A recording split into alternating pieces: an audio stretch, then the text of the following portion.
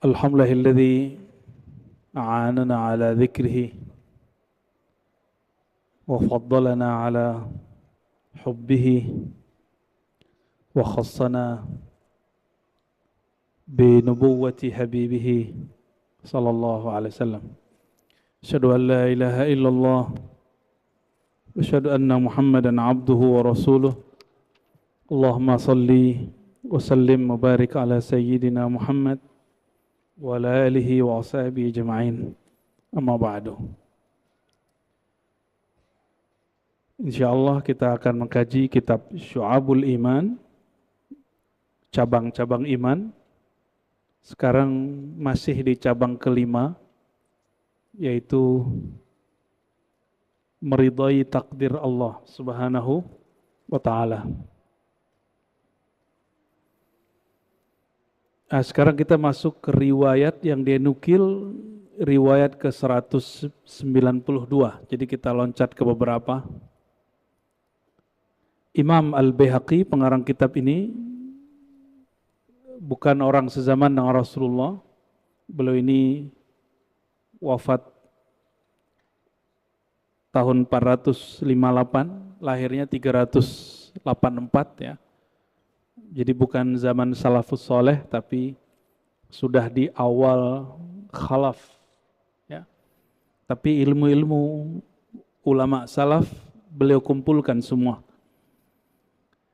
Imam Al-Baihaqi sama dengan Bukhari, beliau mengkompilasi hadis, dikumpulkan hadis dan dijadikan kitab-kitab hadis yang kita kenal hari ini, Sunan Al-Baihaqi. Pernah dengar? Sunan Al-Baihaqi itu lebih dari 10 jilid. Sahih Bukhari hanya 4 jilid. Sedangkan Sunan Al-Baihaqi judulnya As-Sunan Al-Kubra, itu lebih dari 10 jilid tergantung penerbitnya. Sedangkan kitab ini juga lebih dari 5 jilid. Jadi semua kitab beliau ditulis dengan metode ahli hadis. Ahli hadis itu kalau menulis menyebutkan nama gurunya, dari gurunya sampai kemudian kepada sumber riwayat. Jika itu Rasulullah, disebut dari Rasulullah SAW. Metode sanad itu sekarang disebut dengan body note. Kalau yang dipakai di kampus-kampus Islam biasanya footnote, di kaki, catatan kaki. Sedangkan ini biasanya diringkas menjadi body note. Di UI itu biasanya saya lihat disertasi di dalam teks ya. Itu metode ahli hadis, dan metode itu hanya dilakukan oleh ulama-ulama muslimin dan belum pernah dilakukan oleh agama manapun sebelumnya. Maka kita bersyukur menjadi umat Nabi Muhammad SAW. Sebelum masuk ke kitab ini, mari kita baca suratul Fatihah. Semoga Allah Ta'ala meridai kita semua. Al-Fatihah. Bismillahirrahmanirrahim. Ya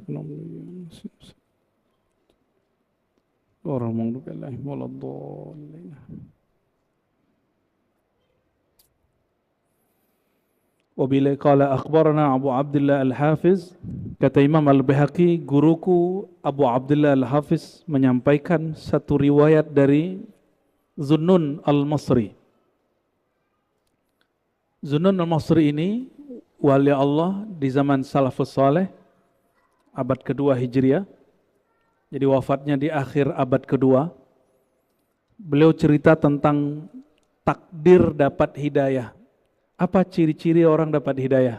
Coba kita cek, kita betul nggak dapat hidayah? Yang orang hari ini sebut saya hijrah. Betul ya? Lagi tren hijrah-hijrah. Nah, apa ciri orang betul dia hijrahnya?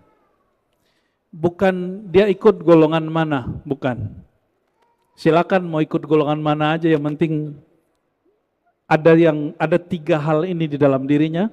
Mau dia ikut jemaat tabligh, mau dia ikut salafi, mau dia ikut sufi, terserah. Yang penting 3 hal ini ada sama dia. Ya, dalam hati saya sudah hilang sekat-sekat itu ya. Secara ilmu fikih betul saya berbeda dengan salafi. Salafi anti mazhab, saya bermazhab. Ya. Tapi dalam hati saya sudah nggak ada kebencian-kebencian yang dulu pernah ditanamkan oleh beberapa mentor-mentor kita dulu. Ya. Alhamdulillah ini nikmat dari Allah Subhanahu wa Ta'ala. Apa ciri-ciri orang dapat hidayah? Apa ciri orang hijrahnya benar? Imam Dhunnun al-Musri, salah satu ulama salafus saleh yang jadi rujukan juga oleh para imam baik salaf ataupun khalaf, baik yang salafi ataupun yang tidak salafi, baik yang sunni ataupun syi'i, mereka pakai kitab ini, pakai orang ini, Imam Dhunnun al-Musri. Apa kata beliau? Salasatun min alamati taufiq. 3 ciri orang dapat takdir baik bernama hidayah. Bahasa Arab hidayah itu ternyata taufik. Kalau kita penutupan pidato, wabillahi taufik wal hidayah, itu artinya sama.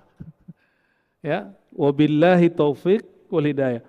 Bedanya taufik itu secara bahasa waffaqa yuwaffiqu taufiqan, artinya kesesuaian batin kita dengan petunjuk Allah Subhanahu wa taala. Sedangkan hidayah itu petunjuk itu sendiri. Ya. Maka bagus sekali kalau ada orang namanya Taufik. Ya, ada namanya Taufik sini. Enggak ada ya? Apa ciri-ciri orang dapat hidayah? Apa ciri orang hijrahnya benar? Pertama, coba ini dicatat. Diingat-ingat kalau enggak dicatat. Kalau bahasa Arabnya al-wuqu' fi amalil birri bil isti'dadin lahu. Mudah beramal meskipun tanpa mengkondisikan diri. Mudah tersentuh beramal. Mudah untuk mengerjakan yang baik-baik. Gak perlu dikondisikan, diajak, gak perlu dikasih pahala-pahala, gak perlu. Ini orang emang hatinya sudah pengen baik. Nah, ciri-ciri orang belum dapat hidayah gini. Mana dalilnya? Ya. Mau bantu orang nanya dalil dulu. Kalau nanya dalil itu bab ibadah, mahdhah. Tapi kalau mau bantu orang gak usah nanya dalil. Ya. Ini hati-hati ya. Oh itu dia aliran apa itu? Manhaj dia apa itu? Nanya manhaj dulu. Emang kalau orang dapat musibah tanya dulu agamanya. Kita kalau ada orang tabrakan, jatuh, kecelakaan, kita nanya dulu gak agama kamu apa? Kalau dia Islam terus gue bantu gitu. Apa begitu? Enggak. Maka ada ungkapan dari guru kita Al-Habib Ali Al-Jufri, beliau orang Yaman, tinggal sekarang di Mesir. Ya. Al-insaniyah qabla tadayyun. Sisi manusiawi itu lebih awal daripada sikap beragama. Bukan agama. Sikap beragama lain dengan agama. Kenapa? Sisi kemanusiaan itulah inti orang beragama. Jadi agama itu intinya insaniyah, humanisme. Jadi inti orang beragama, dia menjadi manusia seutuhnya. Bukan menjadi monster, bukan menjadi predator, bukan menjadi bomber, bukan. Dia menjadi manusia seutuhnya. Itu yang disebut walaqad khalaqnal insana. Sungguh kami ciptakan manusia. Inni khaliqun basyaran min tin. Sungguh aku ciptakan manusia dari tin. Lalu di tengah ayatnya disebutkan, setelah aku sempurnakan nafakhtu fihi min ruhi, aku hembuskan padanya rohku.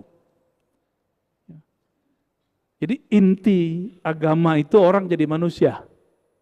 Bukan jenis baju, pakaian, enggak. Ya. Coba, hari ini gampang beramal enggak? Apa gampang curiga sama orang? Ngasih 2.000 doang, curiganya sampai mati. Wah itu dia pengemis itu, kalau dia kita kasih jadi rumah gede itu di kampungnya itu ya. Ya. Ngasih cuma 2.000, ya alhamdulillah ngasih. Ini enggak ngasih, tapi curiganya duluan. Itu ciri-ciri orang enggak dapat taufik. Ini kita bukan lagi sedang mempertahan, melestarikan ada pengemis di jalanan, tidak. Ini bab insaniyah, humanisme. Ya. Ciri kedua orang hijrahnya sahih. Dia dapat hidayahnya benar. As-salamatu minadz-dzanbi ma'al mail ilaih. Nah, ini mesinnya Allah. Ada kecenderungan melakukan suka bermaksiat, tapi selalu terhindar. Udah begitu belum? Itu gimana caranya? Ada caranya. Alaikum bil jamaah. Begitu kata baginda Nabi Muhammad SAW. Hendaklah kalian berjamaah. Jadi cara supaya kita enggak terjebak maksiat, padahal kita doyan maksiat, berjamaah. Itulah rahasia pembunuh 100 orang, yang ke-100 itu yang dia bunuh ulama. Apa kata si kiai yang ke-101? Kamu tinggalkan kampungmu. Karena untuk meninggalkan maksiat itu perlu komunitas yang baik. Jadi lingkungan itu paling oke. Jangan heran, ya nanti akan banyak kemaksiatan dilakukan oleh orang yang zohirnya soleh. Kenapa? Dia memelihara, melestarikan komunitas buruk lamanya. Nauzubillah, summa nauzubillah. Antum jangan heran nanti ustadz dai-dai terjebak LGBT nanti. Jangan heran. Ini kabar buruk aja. Ya. Kita tidak benci pelakunya. Kita cuma kasihan ke pelakunya. Siapa yang pernah terjebak tidak usah merasa hina, cepat kembali. Ya. Faman taba kaman la zanbala. Orang yang tobat seperti tidak pernah melakukan itu. Itu pandangan Allah. Jadi Allah memandang orang tobat seperti dia tidak melakukan dosanya. Nah, tumbuhkan harapan itu. Gak usah kemudian membangun image di depan makhluk, bangun image di depan Allah Subhanahu wa Ta'ala. Jadi selamat, mau maksiat terhindar. Kenapa? Orang ini sibuk berjamaah, pulang-pulang udah capek, nggak ada kesempatan maksiat. Maka tiap hari ngaji. Kami di Ribat hampir tiap hari ngaji. Pagi khusus untuk akhwat, malam itu pindah-pindah. Ribat ini, ribat itu, sehingga udah capek di situ, udah nggak sempat maksiat. Tetap ada gesekan sesama. Jadi minimal maksiat kita di dalam diri sudah selesai. Tinggal diperbaiki akhlak sesama kawan. Karena kemunafikan yang kita sembunyikan di dalam itu lebih bahaya kalau dipelihara. Ya. Maka orang Islam itu, al-mu'min al-qawi, itu nggak ada namanya malas-malasan di rumah. Dia pasti tiap hari nyari majelis.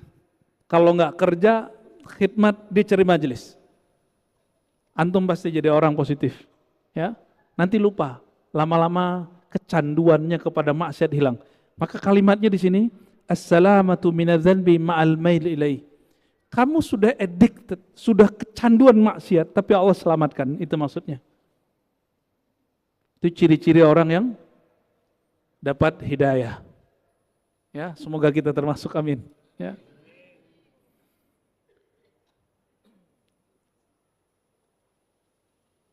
Wastikhrajid du'a wal ibtihal.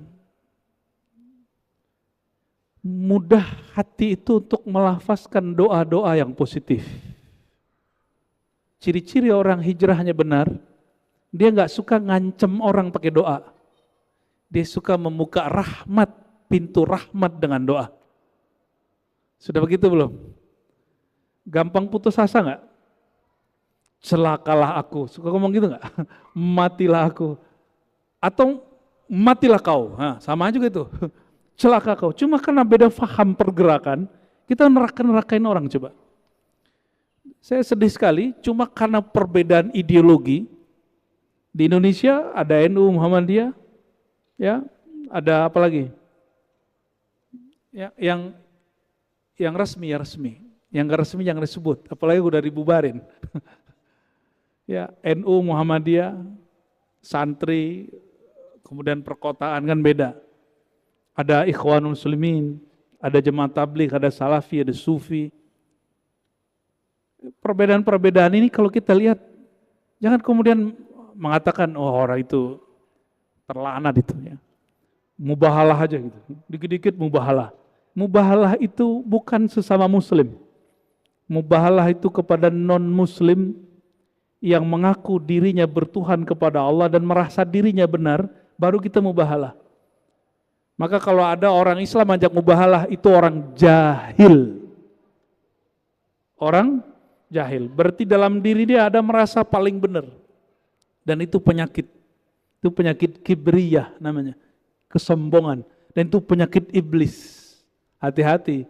Enggak semua orang mubahalah itu soleh. Ya. Karena Imam Salafus Saleh Zunnun Misri, apa kata beliau? Ciri-ciri orang-orang yang dapat hidayah, dia membuka pintu rahmat dengan doa. Bukan ancaman, bukan menutup. Ya. Berarti kalau dibalik, ciri-ciri orang gak dapat hidayah apa? Kalau dibalik, sulit diajak berbuat baik. Walaupun dari kasih dalil. Apalagi yang kedua, kalau tadi doyan maksiat tapi nggak sempat maksiat gitu. Kalau ini apa? Maksiat doyan, selamat enggak selamat. Bahkan kepada maksiat yang dia nggak niatkan dia terjebak. Ciri-cirinya itu. Kebanyakan maksiat yang dilakukan itu adalah maksiat yang dibenci oleh orang yang sok merasa suci. Ini perhatikan. Jangan pernah merasa sok suci. Terus melihat orang melakukan maksiat, kita jijik dengan orangnya. Antum tunggu aja time-nya. Karena apa yang kita lihat pasti kita tiru. Manusia itu peniru paling sempurna. Apa yang kita lihat pasti kita tiru walaupun kita benci. Jadi otak bilang nggak benar nih, tapi nafsu menikmatinya. Jujur aja, ya benar kan? Dan yang terakhir, ciri-ciri orang yang takdir buruk dia adalah tidak dapat hidayah apa? Sulit mendoakan kebaikan. Nah, doa itu jeritan hati paling dalam. Bukan bahasa Arab Allahumma, Allahumma, itu lafaz doa. Doa itu hati menyeru Allah Subhanahu wa taala.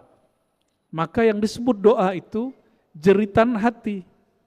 Orang yang suka menjerit positif kepada Allah, itu orang dapat hidayah. Oleh karenanya, memberantas kemungkaran, paling basicnya adalah bil qalb, benar gak? Siapa yang gak sanggup merubah dengan tangannya, dengan lisannya, gak sanggup dengan qalbu. Apa maksudnya? Jangan benci pelakunya, benci saja perbuatannya. Itu yang disebut bil qalb. Ya, itu ciri-ciri orang dapat hidayah. Ya.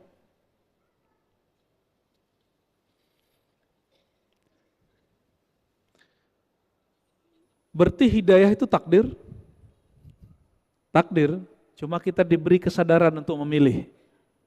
Kesadaran ini bahasa Arabnya al-kasab, usaha.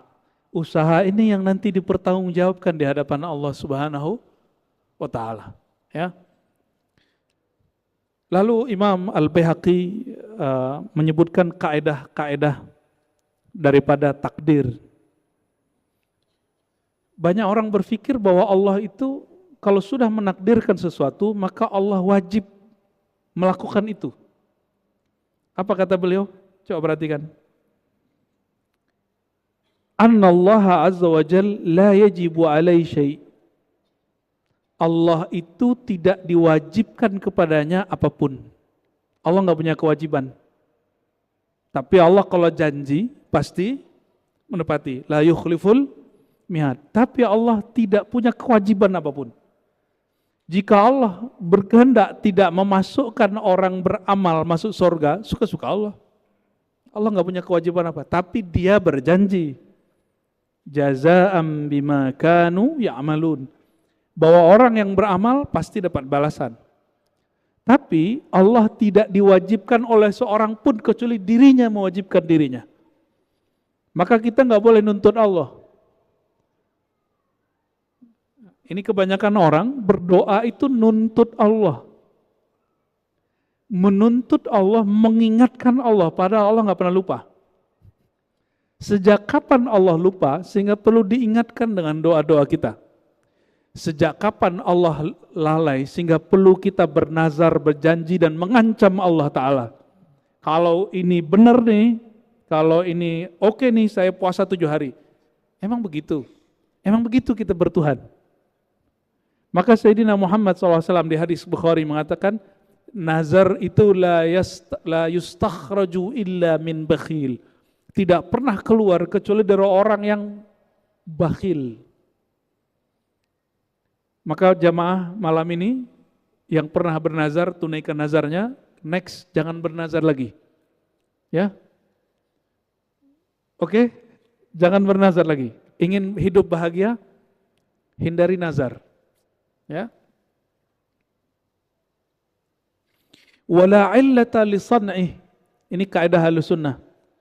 Perbuatan Allah itu tidak memerlukan kausalitas. Apa arti kausalitas? Sebab musabab. Allah enggak perlu. Karena dialah sumber semua sebab. Ya. Jadi Allah enggak perlu alasan mau menciptakan bahwa Muhammad bin Abdullah itulah Muhammad Rasulullah, itu Allah enggak perlu alasan. Suka-suka Allah, suka-suka gua gitu. Ya.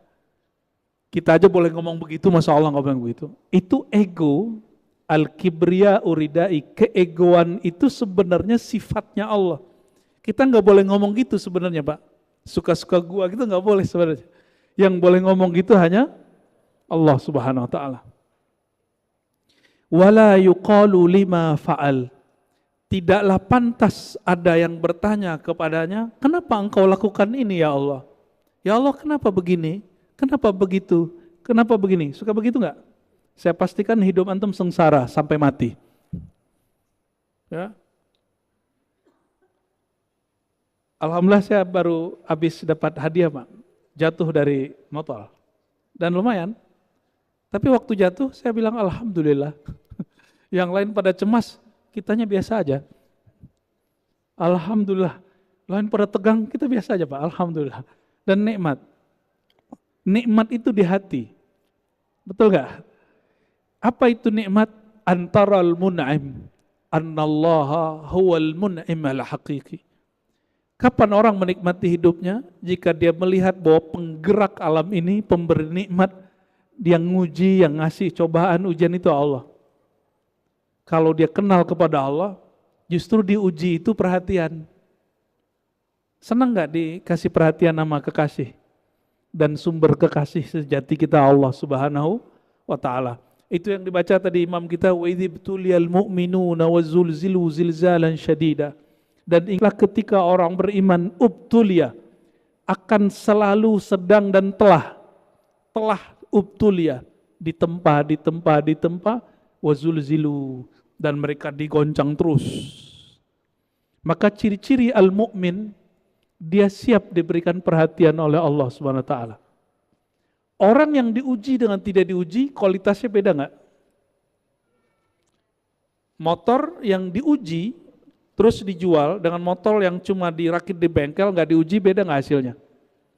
Maka ujian itu anugerah. Sejak kapan seorang hamba memperhatikan bahwa dia diuji itu anugerah, dia dapat hidayah? Ya. Tapi kalau masih mikir ujian itu berat, ujian ini berat, berarti ente belum dapat hidayah. Nih, rumus sederhana malam ini. Siapa yang meyakini dia dicoba, diuji oleh Allah dan itu berat, berarti dia belum mendapatkan hidayah. Sederhana toh? Ya, nggak ngeri sih, biasa aja. Kenapa ada hadis yang kita bacakan sebelumnya? Ini saya loncat sedikit. Ini hadis sahih, ada di Sahih Muslim. Ada juga di Sahih Bukhari, seingat saya, semaknanya. Dzaqa ta'amal iman man radiya billahi rabba wa bil islami dina wa bi Muhammadin nabiyya. Dzaqa, pasti merasakan ta'amal iman, lezatnya iman. Jadi iman itu ada lezatnya. Iman itu makanannya kolbu. Berarti dia ada rasa, ada zauq. Dzaqa, kata bendanya zauq. Maka istilah zauq digunakan oleh para ahli zikir, ahli tasawuf, ternyata diambil dari hadis yang sahih. Hadis Imam Muslim ini. Dzaqa ta'mal iman, akan merasakan zauk manis nikmatnya iman. 3 saja. Man radiya billahi rabbah, yang dia menerima takdir Allah seutuhnya. Sudah terima belum? Nerimo. Ridho itu senang. Apa ciri-ciri orang ridho? 1 saja. Diberi yang pahit, rasanya sama dengan saat dia diberi manis. Batinnya sama. Di lisan boleh beda. Saya mau tanya, cabai itu pedas atau manis? Kenapa doyan? Kenapa ridho? Karena sudah tahu. Ya, sudah tahu. Maka takdir itu senikmat itu. Senikmat makan pakai cabai hijau. Allahumma sholli ala Muhammad.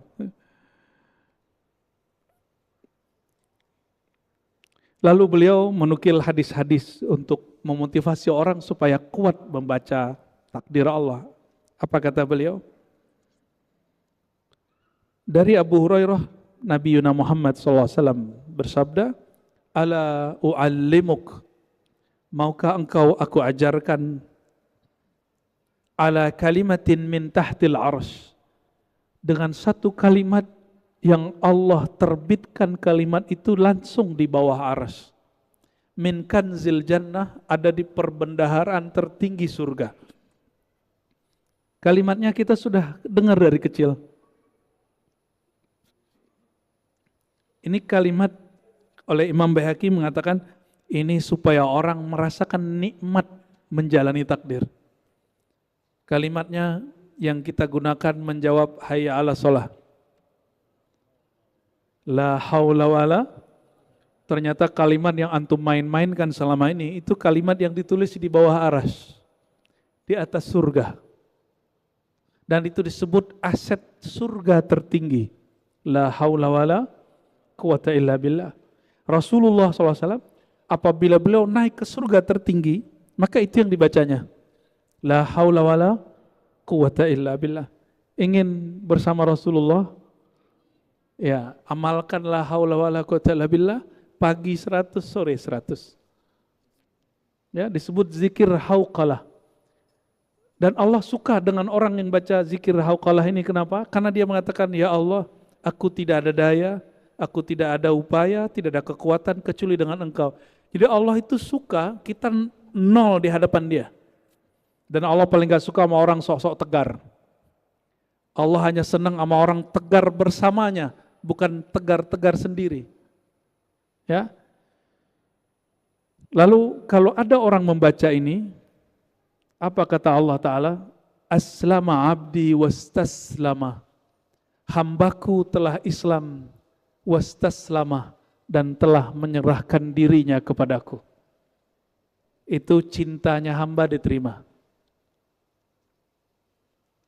Sayyidina Bilal karena sholat 2 rakaat habis wudu, itu kakinya kedengeran di surga. Maka orang-orang yang membaca ini pagi sore penuh penghayatan, insya Allah bayang-bayang dia sudah sampai di surga. Ya, insya Allah. Ya. Bagian terakhir yang mau saya sampaikan, kebanyakan kita kalau kejadian sesuatu sering ngomong gini, seandainya. Mungkin sudah pernah dengar hadisnya, tapi sekarang kita baca hadisnya dari sumbernya langsung. Ya. Ini ada di Sahih Muslim, ada juga di riwayat yang lain, dan juga di Al-Baihaqi. Apa kata Nabi Muhammad SAW? Al-mu'min al-qawi khairun wa ahabbu ilallah minal mu'min ad-dhaif. Mukmin yang kuat, yang tegar, lebih baik dan lebih dicintai Allah daripada mukmin yang lemah. Berarti ada mukmin yang lemah? Iman itu di kolbu atau di badan? Berarti persoalan kuat di sini kuat kolbunya atau kuat badannya? Kalau orang kuat kolbunya, pasti badannya dia jaga. Ya. Kalau orang cuma kuat badannya, belum tentu kuat kolbunya. Banyak yang tubuhnya kekar, tahu-tahu melehoi. Ya. Jangan hanya melatih fisik, latih juga kolbu kita. Wa fi kullin khairun. Bagi seorang mukmin, ini kaidah Nabi yang berkalab, wa fi kullin khairun. Dalam segala hal itu ada kebaikannya. Benar gak? Kita dapat musibah nih kata orang, tapi kita menemukan satu hikmah. Itu kebaikan. Ihris ala ma yanfa'uk.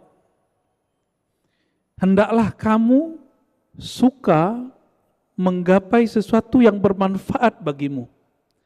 Apa yang bermanfaat bagi kita? An-nafi' lil insan ma yuqaribuhu ilallah. Ma yuqarribuhu ilallah. Yang bermanfaat bagi manusia, sesuatu yang mendekatkan dia kepada Allah Subhanahu wa taala.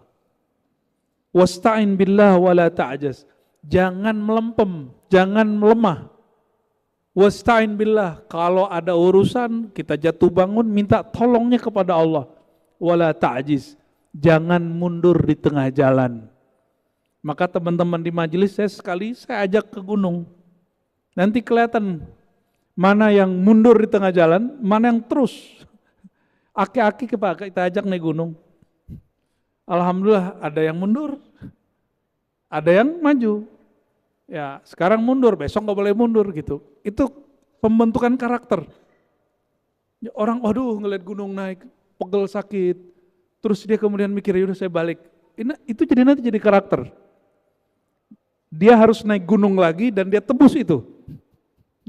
Dia harus tembus. Ya nggak boleh melempem. Karena dalam satu kaidah, walaupun ini kaidah fikih, tapi ini bisa dimasukkan kepada kaidah akhlak. Al-aslu fin nahyi lit tahrim. Pada dasarnya larangan itu haram. Apa kata Nabi SAW? Wala ta'jiz. Jangan mundur di tengah jalan. Jangan merasa lemah di tengah jalan. Wa in asabaka syarrun fala taqul law anni fa'altu kaza. Ini adab. Seandainya engkau ditimpa sesuatu yang menurutmu buruk, jangan berkata seandainya, jikalau. Kenapa? Fa inna law taftah amal syaitan. Kalimat seandainya, pengandaianmu itu membuka pekerjaan syaitan. Nah, ini hati-hati, ya. Tapi apa yang kita katakan? Kul qaddarallah wa ma syaa fa'al. Nah, ini kaidah, coba dihafalkan. Qaddarallah wa ma syaa fa'al. Jadikan wirid. Qaddarallah wa ma syaa fa'al. Coba ulangi. Qaddarallah wa ma syaa fa'al. Apa maknanya? Qaddarallah, Allah telah menentukannya. Wa ma syaa, apa yang dia mau fa'al, dia lakukan suka-sukanya. Apa yang dia lakukan pasti terjadi. Itu maknanya. Qaddarallah wa ma syaa fa'al. Kalau nggak bisa baca ini, balik ke atas. La haula wala quwwata illa billah. Itu sama maknanya. Itu artinya sama. Lalu kata Sayyidina Anas, aku berkhidmat kepada Nabi 10 tahun. Fama arsalani fi hajatin qad falam tatahayya illa qala law qallahu kana walau qaddara kana. Hajat, beliau tidak pernah ngotot dan putus asa. Apa kata beliau? Apapun yang Allah mau pasti terjadi. Kita mau, Allah nggak mau nggak bakal jadi. Maka Nabi itu bukan tipe orang yang tinggi, panjang angan-angan, juga bukan orang yang gampang putus asa. Beliau sangat sederhana sekali. Maka Nabi tidak emosi ketika ditahan oleh kafir Quraisy di Hudaybiyah. Di saat itu Sayyidina Umar belum lengkap rukun imannya. Ya. Sayyidina Umar masih bentak Nabi Muhammad SAW, tapi Sayyidina Muhammad SAW kemudian mendidik beliau supaya terima itu. Oke, sudah Isya? Belum. Lalu beliau punya doa, satu doa yang jarang dibaca orang. Allahumma inni as'aluka ridha bil qadar. Ya Allah, aku memohon kepadamu satu makom Apa makomnya? Ridho terhadap takdir. Ridho itu ada dua, sebelum terjadi, saat terjadi, setelah terjadi. Dan orang yang sempurna imannya, yang ridho sebelum terjadi, ya pasti dari ridho saat terjadi dan setelah terjadi.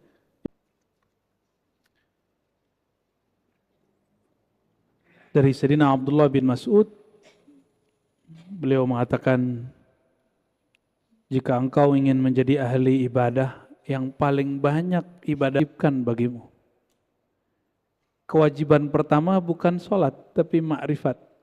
Kenal dulu yang disembah, lalu sembahlah dia seperlunya. Ya, nggak usah kemudian terlalu banyak kuantitas, baguskan kualitasnya. Maka ya disebut menaikkan kewajiban. Ya. Yang kedua, ingin jadi orang paling bertakwa enggak? Disebut paling wara. Ya, ijtanib ma harrama alaik. Sederhana aja. Tinggalkan yang Allah haramkan. Sederhana ya. Mau jadi orang bertakwa, tinggalkan yang diharamkan. Tapi ada bagian terakhir, kata beliau, kamu ingin kaya, ingin merasakan kondisi orang kaya, kata beliau. Warda bima qassamallahu lak, takun min aghnan nas. Ridhoilah, terimalah takdir kaya sealam semesta. Jadi stylenya orang kaya itu bukan baju, bukan jam, apalagi ya kasyaf gitu ya, enggak disuruh. Yang disuruh sembahlah dia, apapun rasanya. Emang kalau enggak kasyaf, enggak ngeliat cahaya terus enggak nyembah Allah gitu. Kalau badannya enggak merinding terus enggak sholawat gitu. Berarti antum cari merinding apa cari sholawat? Jam belum membahas takdir ini belum selesai. Nanti masih ada lagi. Jadi bulan depan bab tentang cabang iman yang ada dari turunan takdir itu masih banyak. Ya, kita tunggu bulan depan insya Allah. Silakan Ustazah. Baik, terima kasih Buya. Mudah-mudahan senantiasa Allah menguatkan akidah kita. Amin ya rabbal alamin. Kami persilakan kepada jamaah yang ingin bertanya, satu penanya dari jamaah wanita dan satu dari laki-laki sebelum kita menyampaikan pertanyaan. Buya yang saya hormati, izin bertanya. Buya, kita kan hidup di dalam mengucapkan salam kepada kita ketika lagi acara-acara tertentu. Nah, kita sebagai umat Islam, apakah wajib menjawab salam dari orang non-muslim atau ada adab yang lain, Buya? Terima kasih, Buya. Assalamualaikum warahmatullahi wabarakatuh. Saya kasih jawabannya sederhana. Salam itu nanti tergantung jawabannya apa, nanti hukumnya di situ. Kita bukan ngasih satu jawaban, jawabannya nanti dua. Salam itu sapaan, betul nggak? Kita nyapa orang dengan doa, selamat pagi, ya gitulah ya, atau ibadat. Karena nanti ngikut antara NU Muhammadiyah ini. Karena MUI, bukan Muhammadiyah, MUI. MUI menganggap salam itu bagian dari ibadah. Maka MUI mengharamkan selamat, salam lintas agama, lintas budaya. Kenapa? Khawatir terjebak kepada pembenaran akidah orang lain. Jika itu maksud MUI, benar fatwanya, haram. Tapi NU dan juga ulama Al-Azhar, Darul Ifta yang di Mesir, itu dua institusi, Al-Azhar lain dengan Darul Ifta, mereka membolehkan salam lintas agama. Karena bukan bagian dari ibadat, bagian dari muamalat. Muamalat itu al-aslu, ya, pada dasarnya, ya, fil muamalat itu lil ibahah. Al-aslu fil amri lil ibahah. Pada dasarnya perkara muamalat itu boleh. Tergantung nih, ibu yang mana? Kalau kita bukan pejabat, bukan orang yang multikultural, bukan orang yang plural, nggak perlu. Ya, makanya saya walaupun tidak mengharamkan bab itu, tapi saya tidak melakukannya. Karena saya nggak memerlukannya.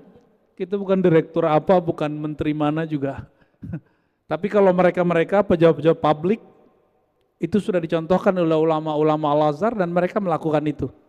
Gereja Koptik sekedar mengucapkan selamat hari raya Nabi kita, Nabi Isa. Enggak bilang selamat hari lahir Tuhan, bukan. Dan itu tidak mungkin dilakukan oleh ulama-ulama besar itu, ya. Tapi saya nggak pernah menyampaikannya. Hanya ingin jamaah mengerti kenapa fatwa itu berbeda, karena cara pandangnya beda. Dan ini wajib dibuka sekarang supaya umat tidak lagi bingung kenapa institusi-institusi keagamaan ini berbeda pandangan. Supaya kita kemudian paham, oh MUI babnya ini, NU babnya ini, Al-Azhar babnya ini. Saudi babnya bab akidah. Mereka mengharamkan selamat Natal, salam lintas agama. Apalagi yang kemarin itu ya, itu yang jadi rujukan fatwa MUI. Fatwa-fatwa ulama